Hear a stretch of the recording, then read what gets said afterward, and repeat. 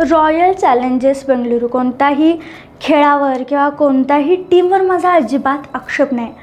आक्षेप आहे तो वेड्यासारखं या सगळ्या गोष्टींच्या मागं पळणाऱ्या लोकांसाठी. आक्षेप आहे यासाठी आपला जीव गमावणाऱ्यांसाठी आणि आक्षेप आहे या सगळ्या गोष्टींनंतर देखील चेष्टा करणाऱ्यांसाठी. म्हणजे विचार करा, एखादी क्रिकेट टीम आहे जी 2008 समथिंगपासून क्रिकेट क्षेत्रात आहे. सगळ्या गोष्टी मानत, त्यांचे कष्ट, त्यांची मेहनत, एवढ्या वर्षाची प्रतीक्षा. विराट कोहली या एका माझी राहिलेल्या कर्णधार असो किंवा क्रिकेटपटू असतो जो लॉयल राहिला आपल्या गटाशी किंवा आपल्या टीमशी आणि 18 वर्षानंतर RCBला ट्रॉफी मिळाली. आनंद होता, RCB फॅन्समध्ये आनंद होता. काही रील देखील व्हायरल वगैरे झाले RCB जिंकल्यानंतर, जल्लोष झाला. पण यात एक गोष्ट घडली ती म्हणजे टीम जिंकल्यानंतर 14 ते 11 जणांचा जीव गेला आहे जल्लोष साजरा करत असताना चेंगराचेंगरीतून. म्हणजे अजून असे विनाकारण बळी किती जाणार आहेत. म्हणजे याचा टीमला काही फरक पडला आहे, ज्यांनी या सगळ्यासाठी पैसे लावलेले त्यांना नाही फरक पडला आहे.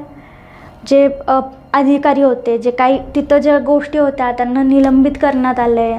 सगळा विराट कोहलीनं शब्द नाहीत अशी ट्विट केली आहे. मात्र गेलेला जीव परत येतोय का? नाही. मग बावळट कोण ठरते? जर याचं उत्तर नाहीच येणार असेल तर बावळट कोण ठरते हा माझा सगळ्यात महत्त्वाचा मुद्दा आहे. बावळट ठरतोय तुमच्या आमच्यासारखे लोक.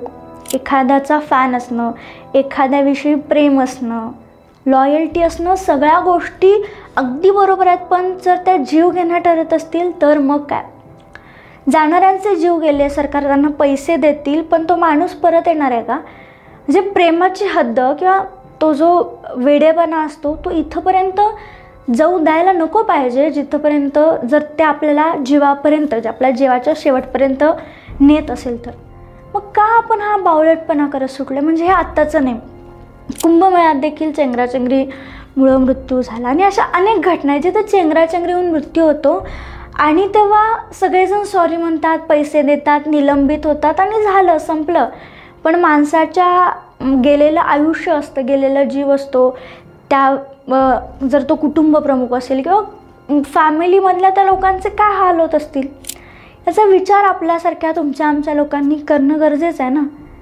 बस या सगळ्या घटनेवर तुम्हाला काय वाटतं? म्हणजे विराट कोहलीचा निषेध करून, ब्लॉक करून त्याला सगळीकडनं हे करा म्हणून सांगणं किंवा इतरांच्या नावानं ओरडण्यापेक्षा एक फॅन म्हणून, नागरिक म्हणून एखादा आनंद, प्रेम, उत्सव तितक्यापुरता साजरा करून तितकंच लिमिटेड ठेवणं देखील गरजेचं आहे असं तुम्हाला नाही वाटत आहे का? काय वाटतं कमेंटमध्ये नक्की सांगा. खूप दिवसानंतर आज आपला व्हिडिओ पडला आहे. यापुढे नक्की रोज व्हिडिओ जातील. चॅनलला सबस्क्राईब केलं नसेल तर नक्की करा. व्हिडिओ लाईक करा, शेअर करायला विसरू नका. थँक्यू.